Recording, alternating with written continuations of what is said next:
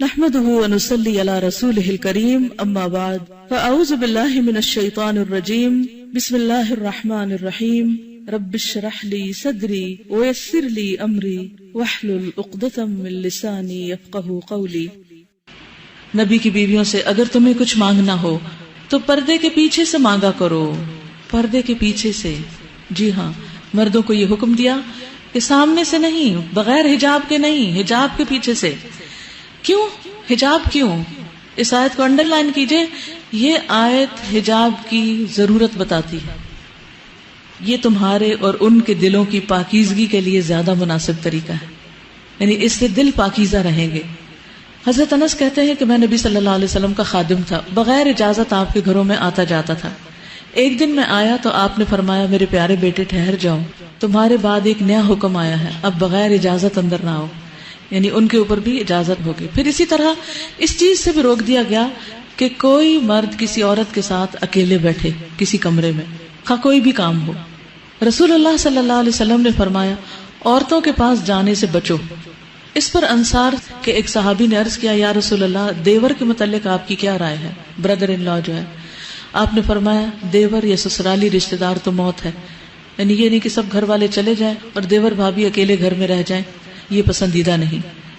رسول اللہ صلی اللہ علیہ وسلم نے ممبر پر کھڑے ہو کر علل اعلان سب کو فرمایا کوئی آدمی آج کے دن کے بعد کسی عورت کے پاس جس کا شوہر موجود نہ ہو نہ جائے، یعنی ہسبینڈ کی ایبسنس میں کوئی مرد کسی عورت کے پاس نہ جائے۔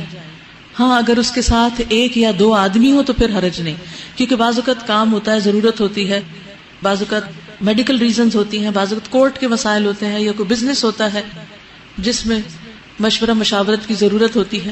تو ایسی صورت میں کیا حکم ہے کہ اگر ضرورت پڑے مرد کی کسی عورت سے بات کرنے کی یا اس سے کوئی کام ہو تو دو تین مرد اور بھی ساتھ ہوں، اکیلی عورت نہ ہو۔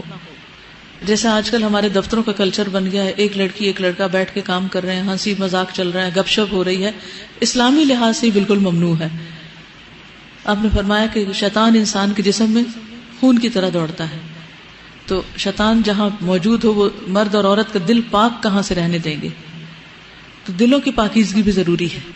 ذالکم اطہر لقلوبکم وقلوبہن، یعنی کوئی یہ نہیں کہہ سکتا کہ ہم کون سا کوئی برا کام کر رہے ہیں، کیونکہ انسان بظاہر اچھا کام کرتے ہوئے بھی اگر اپنے دل پہ پھر قابو نہ رکھ سکے اور انجام کار میں کہیں برا کر بیٹھے تو پہلے سے ہی حد بندی کر دی گئی، سد ذریعہ کر دیا گیا کہ جس ذریعے یا جس راستے یا جس دروازے یا جس ونڈو سے حرام تک انسان جاتا ہے وہ ونڈو بند کر دی جائے۔ آپ بچوں کے ساتھ ایسا نہیں کرتے کہ اگر آپ نے کوئی ایسی چیز رکھی ہو کہ جس میں آپ کو ڈر ہو کہ ہاتھ ڈالیں گے یا خلل اندازی کریں گے تو آپ کیا کرتے ہیں؟ دروازہ ہی بند کر دیتے، لاک کر دیتے، چیز کو اوپر رکھ دیتے جہاں ان کا ہاتھ ہی نہ پہنچے۔ تو یہی چیز یہاں کی گئی ہے کہ چیز کو دور کر دو تاکہ پریشانی نہ اٹھانی پڑے۔ اگر ازواج مطہرات کے دلوں کی پاکیزگی کے لیے زیادہ بہتر ہے تو پھر عام لوگوں کی دلوں کی پاکیزگی کا کیا حال ہوگا؟ کیا عام لوگ ان سے زیادہ پاکیزہ ہیں؟ تو پردے کا اصل مقصد کیا ہے؟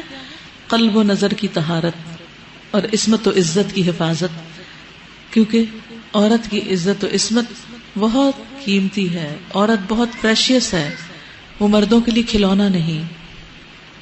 میری بیٹیاں جب چھوٹی تھی اور ان کو میں نے حجاب کروانے کے لیے کہا تو میں نے ان کو ایک مثال دی کہ جیسے سویٹ چیز کے اوپر مکھیاں آتی ہیں تو اگر مکھی کو بیٹھنے دیا جائے تو کیا ہوگا؟ گندی ہو جائے گی، وہ چیز کھانے کے قابل نہیں رہے گی، بیکار ہو جائے گی۔